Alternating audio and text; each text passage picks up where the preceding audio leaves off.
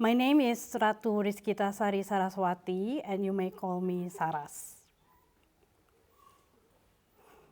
I'd like to start by sharing a prayer from the Prophet Musa, or Moses, Musa in Islam, Moses in Christianity, and Moshe in Judaism. I've always said this prayer in my heart when sharing stories, and this one taken from Quran. I don't speak Arabic, I speak Bahasa Indonesia. So my mother tongue is Bahasa Indonesia. I also don't speak Dutch. I learned English, and so this is always something that I struggle with. So here the prayer from the Prophet Musa. Rabbi shrahli sodri wa yassirli amri wahlul uqdatam min lisani yafqahu qawli. Amen.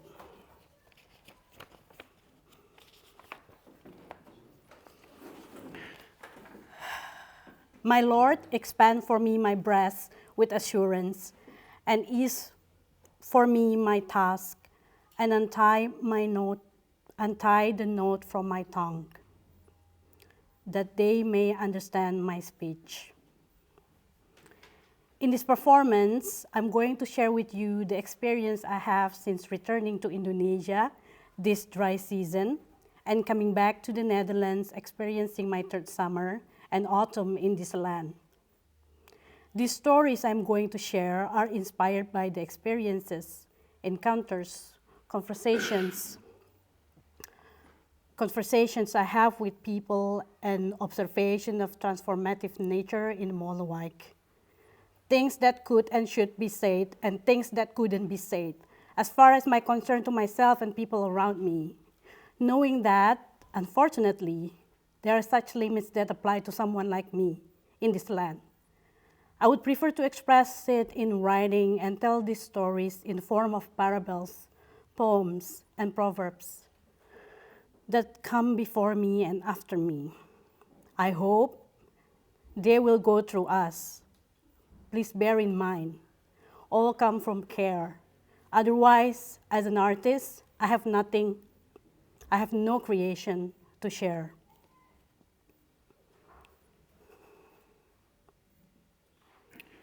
La la la la la la la, oh, laju laju perahu laju, jiwa manis indung disayang, indung indung indung indung indung sayang.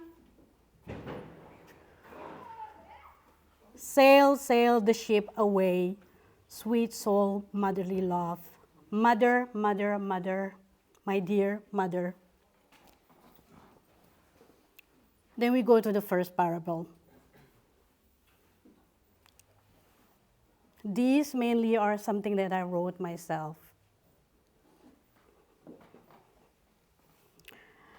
Parable of the tongue.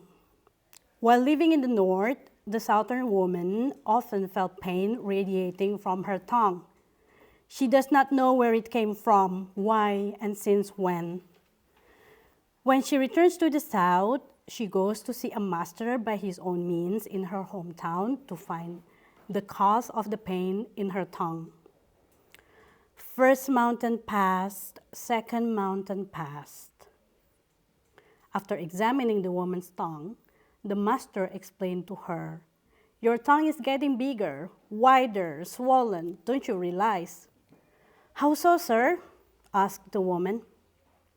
"Your body has 2 seasons. The north has 4 seasons." He continues his reasoning. "The water in your body seeks their landscape. As we speak now, your swollen tongue is squeezed between your own teeth. You are biting your tongue from time to time. For sure, it is causing constant wounds." All the way home, the woman tries to stick her tongue out as far as she can. Then she finally can see it. Her tongue has wavy edges following the shape of her own teeth. The lines are formed by very deep strokes. She chokes she chokes up over what she sees happening in her body. He is right. I did not realize it. Second mountain passed, first mountain passed. She eventually can collect herself as she arrives in front of her house. She says to herself, "How come? I've been talking with a wounded tongue all this time." This is the second page.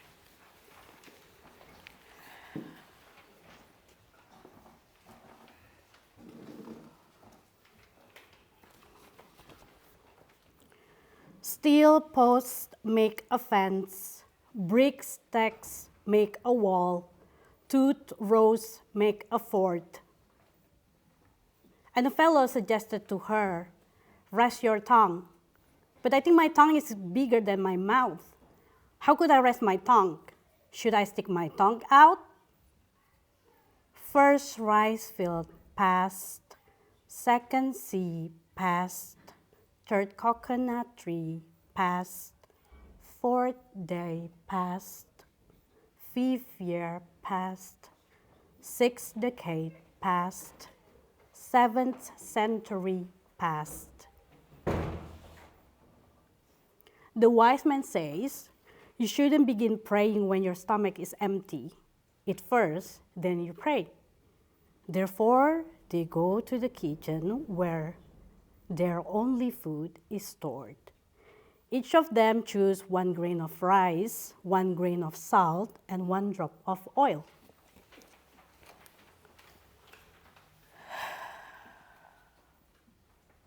That's the only thing they have. Berapa banyak nasi yang dibutuhkan untuk seseorang berdaya mengangkat jarinya? How much rice should one eat to lift a finger? How much potatoes should one eat to feed an entire village? How many bites of apple should one eat to speak these very lines? This very line. Abundance is to share apples with wasps. Wasps. Wespen. Tawon.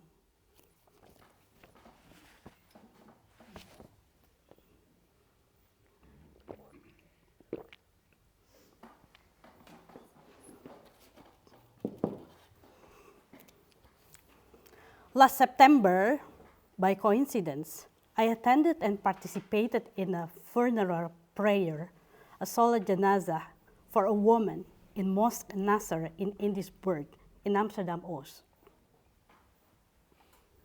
And then we go to the poem. Do you know that there is no scarcity in heaven? Is that true that there is no scarcity in heaven? Who told you that there is no scarcity in heaven?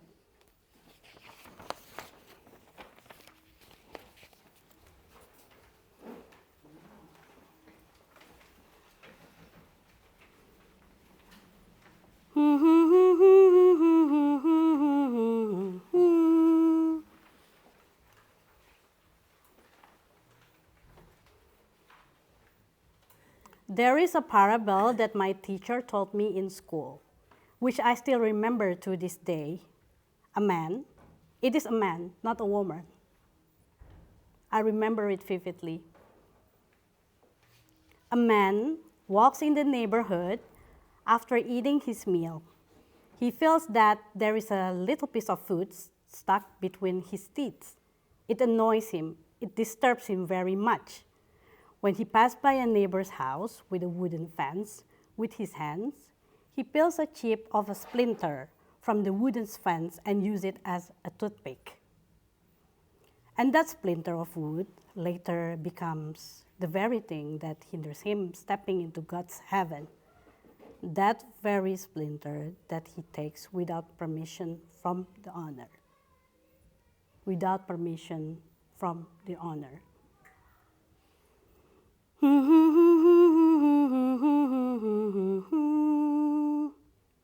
Mother, mother, mother, my dear mother. Now we go to the next parable. Parable of the crocuses.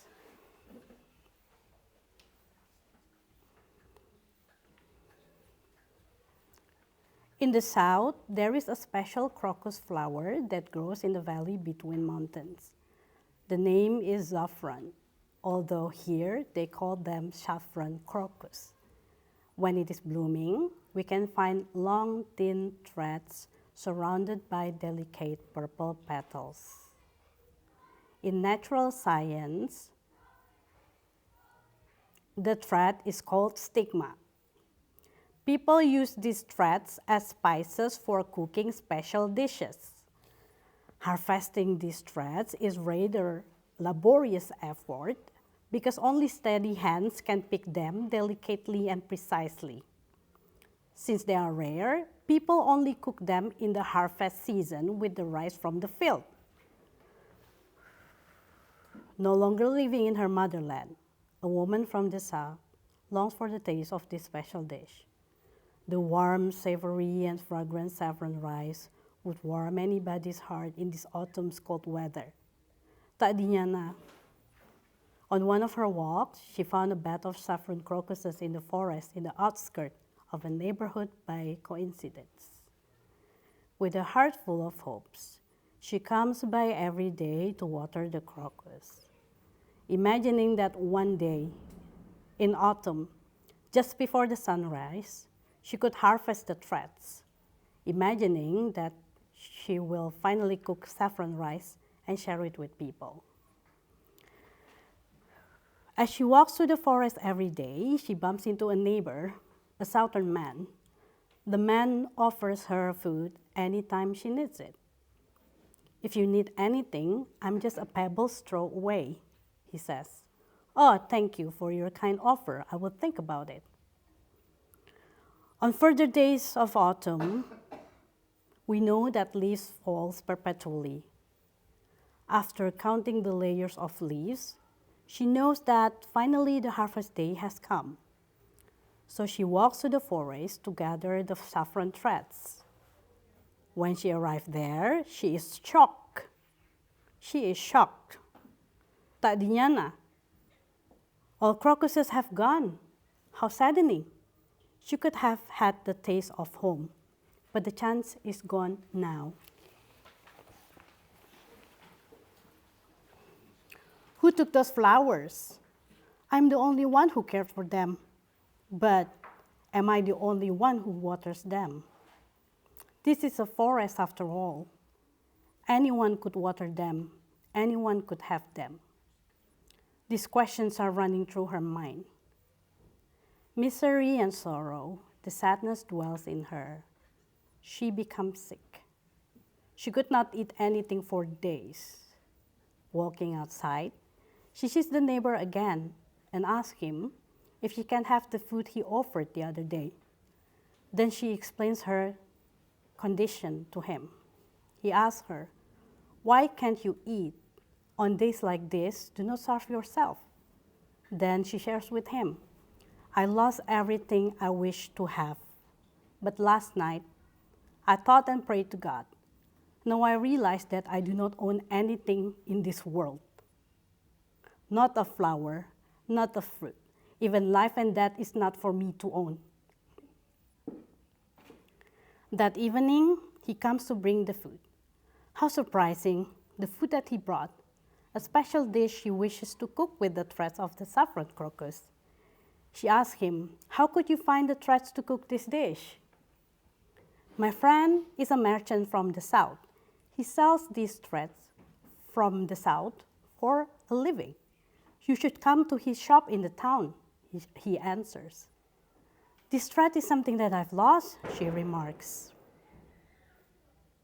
"You should have just told me from the beginning. I could give you for free, you know."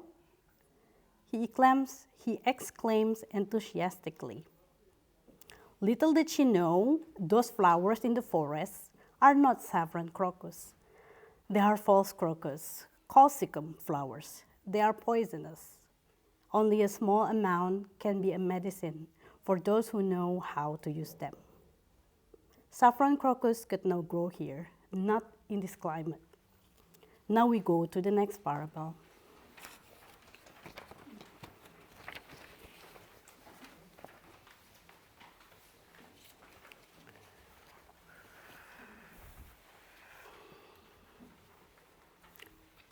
parable of the falling leaves. In the late autumn, a woman decided to plant crocus bulbs ahead of the springtime. It is not saffron crocus, but at least the shape and color look similar, so it may bring home to her.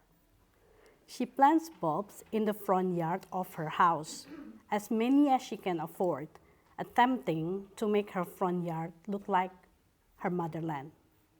The falling leaves cover land. May this leaf decay and nourish the land. That's how her mother taught her. That's how we pray for the nourishment of the land. This nourishment is abundant. Every day, the new falling leaves makes another layer perpetually. The woman's crocus bulbs starts to take root ahead of the springtime. The weather is a lot warmer than usual. That is uncanny. Maybe this is why they grow so fast, she thought. The crocus starts sprouting this autumn. The falling leaves cover paths. A man knocks on her door, bringing her the saffron rice. She feels grateful for the food. She thanks the man for this, the share of longing for home. He then turns his back and is about to leave. As she is waving goodbye to him, she looks at her front yard and she realizes there are footsteps everywhere. The man has stepped on her sprouting bulbs. Some bulbs are crushed. Why did you step on my bulbs, sir? I do not see any path. In here, the north, people can walk wherever they want. You should know that. The path is there if you watch your steps. She tries to reason with him while feeling intimidated, trembling, and afraid. While feeling intimidated, trembling, and afraid. While feeling intimidated, trembling, and afraid. No, no, no, no. I do not see any path. I see the falling leaves. It is now the season for the falling leaves. How come a woman like yourself does not know that? How many autumns have you experienced? You are living in the north now. The north has 4 seasons, not like our homeland of south. There we have 2 seasons. He continues explaining to her relentlessly and then leaves with more footsteps everywhere on the ground. She is shocked once again, grieving for the loss of flowers.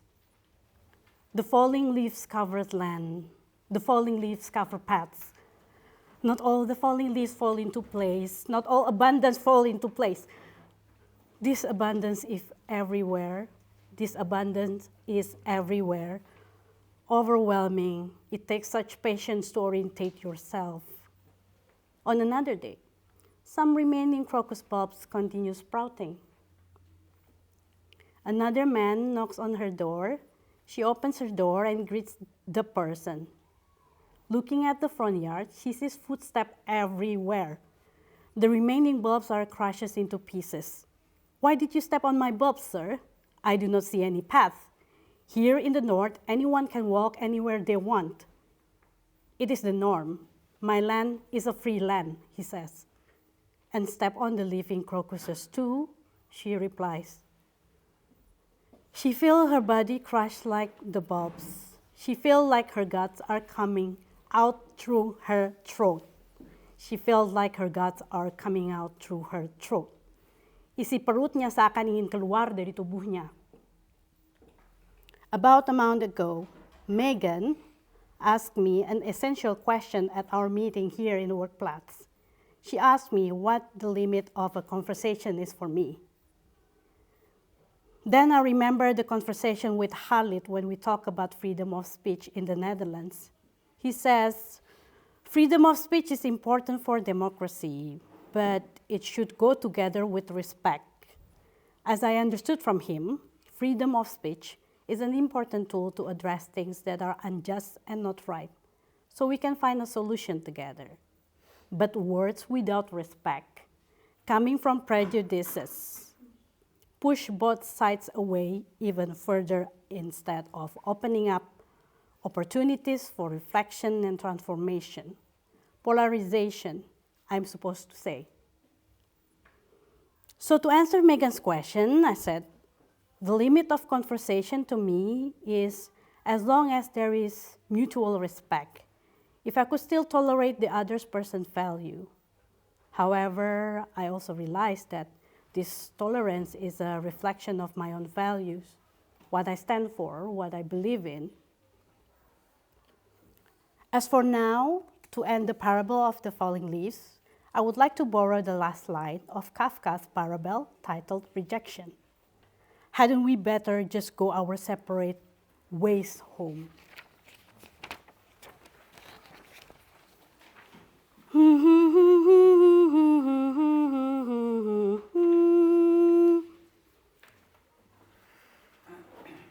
Since we are talking about paths, do you know the path that is formed by repeated walks of people when they find a route that is more convenient to them? The most practical route. In English, they called it the desired path. In Dutch, they called it an olifantenpad, the elephant path. Hannah brought this up to me in our conversation in Werkplaats a while ago. And then it raises a question from me. The elephant is not native to this continent, Europe. Their habitat is in Asia and Africa. I wonder, how do they, the people who invent the phrase, know very well about the paths of elephants? They must have been there long enough to know about the elephant's life. Then we go to the next story, the two gardens. Some people have their garden very neat. Everything is done very precise. The distance between every tree is measured the same. No falling leaves can be found. Some people have their garden untidy. The greeneries and weeds grow anywhere they are destined to be. The falling leaves are everywhere. Only birds can decide which garden they want to build a nest in.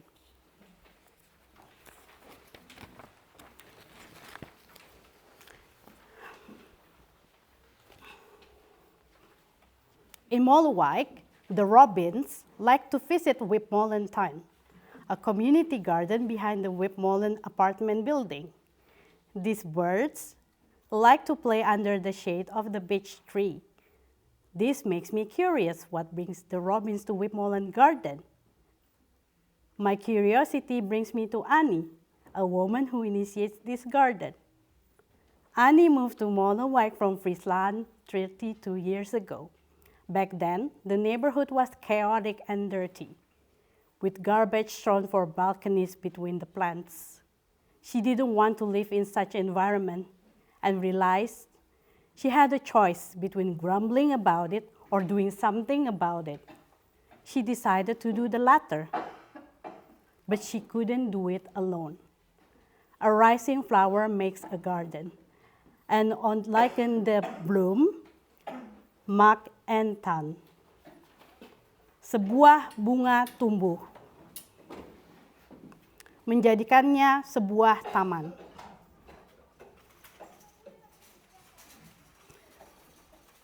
Sebuah bunga tumbuh menjadikannya sebuah taman.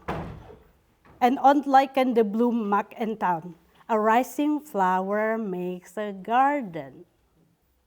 After finding some fellow residents to help, she went to the municipality to inform them that they would maintain the garden behind Wipmolen. The city official was skeptical, saying he didn't expect her to keep that up for more than a year. She insisted she would, and asked if the official would like to live behind a garden overgrown with rubbish and nettles. Since he did not, why did he think she would? In the end, she received garden tools from the city, which she still has, and a basket of flower bulbs to plant for the fifth for the. In the end, she received garden tools from the city, which she still has, and a basket of flower bulbs to plant for the first 5 years. It's difficult with my tongue. Well, Annie at that time, she informs me that these bulbs are crocuses, narcissus, what else, Annie? And other bulbs that are nice. And this garden still stands there after 30 years. Every Monday, when the weather is good, she works in the garden with her neighbors, Helene and Annie. Another Annie. There's 2 Annie. If someone in the flat is sick or has a birthday, Annie often picks some flowers from the garden to give as a bouquet. The neighbors appreciate that, which also makes them less inclined to throw garbage between those flower plants. She likes to be able to chip in to make people happy. Annie takes me and Ivan, who helps as interpreter, to the Whipmolen garden after we have a conversation in the living room. She leads the way to enter the garden. Follow the path, she says to us. She shows us the pink rose among other plants. Rose is her favorite flower. I asked her if I can come visit the garden tomorrow to take pictures, and she says that everybody can visit the garden. It's a public space, she says. She also invites me to join her in gardening on Monday. The next day, I come to the garden with a camera. I want to take a picture of the rose. If we have a picture of the rose, we can see the rose even in winter. I think a photo of a rose will look best if I see it from the front angle, when we can see layers of petals blooming like a crown. I come closer to get the most beautiful picture of the front angle. Then I walk around the rose, attempting to capture all possible angles until I stand behind the rose. I aim my camera higher so I can capture the rose with the tall beech tree together. It is not the same as the blooming crown that looks prettier to me. But from this angle, we can see how these flowers grow in between apartment buildings in Molenwijk. While trying to find the right angle, I become aware of my steps. Then I realize my steps are traced on the exposed ground in front of the rose. I was not on the path before, and I did not realize that.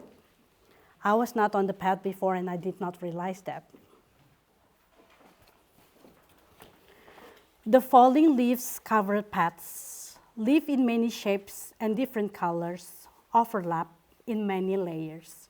I did not see the path. The abundance is overwhelming. I need to orientate myself. On Monday, while helping out Annie and Hella in the garden, I asked Annie if I can step off the path. She says I can.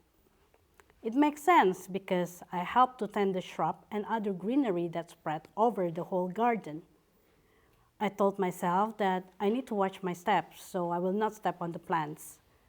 While being there, I feel the garden immensely.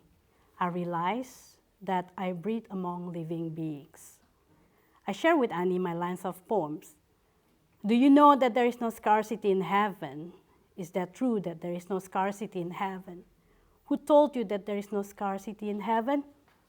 She responds by asking me a question. How do you envision heaven? I think of a vast landscape with fields of grass, trees, blooming flowers, and abundant fruit. What about you, I ask? How do you envision heaven? I think heaven is above us, in the sky. I think of the sun, the moon, the stars, clouds, and rain, she says. To me, heaven is earth-like, but without scarcity.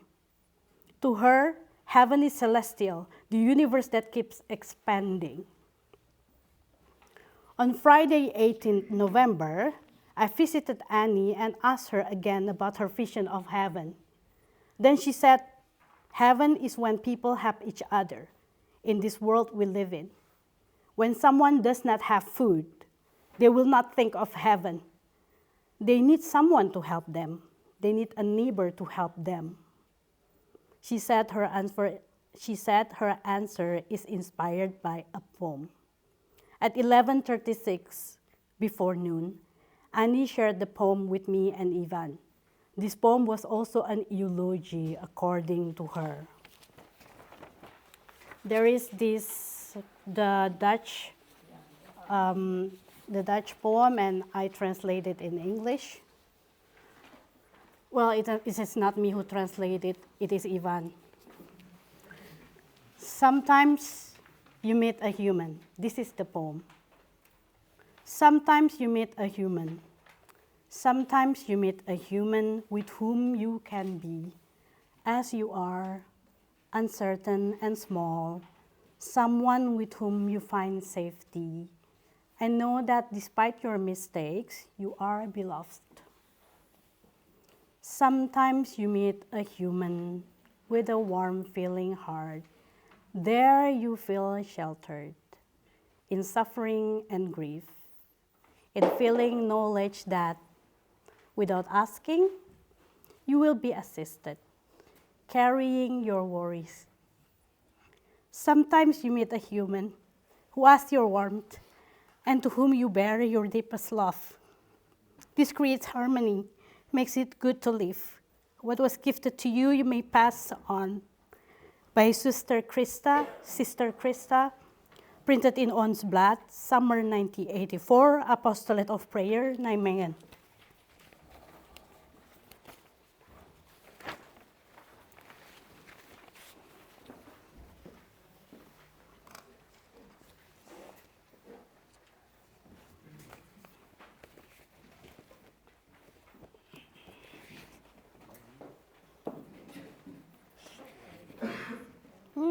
All right, you can have it.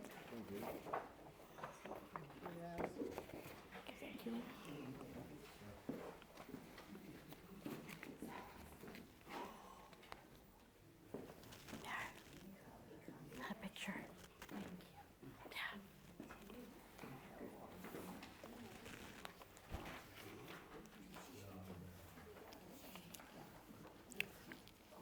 Those are roses from Annie's garden, the pink roses I told you about.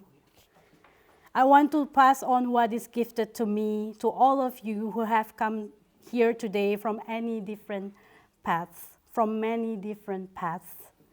As for the paths around here, Annie and Hella will renew the path in Molenwijk Garden. In January, they will receive new wood chips for the path.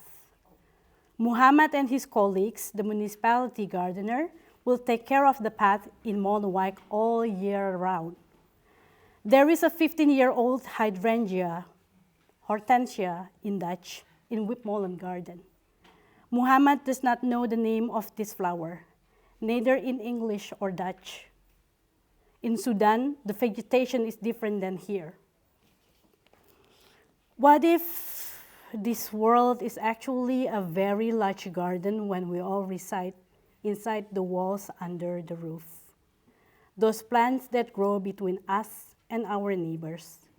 The path that we need to take care of to be able to visit each other. To let someone inside your garden, it has so much to do with trust, Ton told me.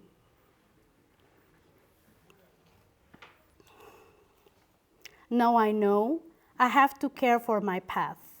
These stories are my path, my way to make sense of this land.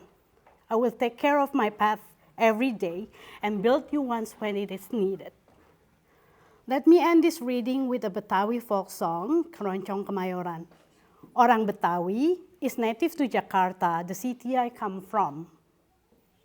I do not sing often on days like this, but hardly like to play guitar on Wednesday in Molenwijk Kamer during our coffee table talk. So I sing sometimes. Keladi dalam lemari, yang baik budi yang saya cari. The tuber inside a chest, the ones I look for are the compassionate hearts. Dear Agnes, thank you for your encouragement. I've said it all. Dear Emily, thank you for believing in what I do. I've done everything I can. Thank you for listening to this.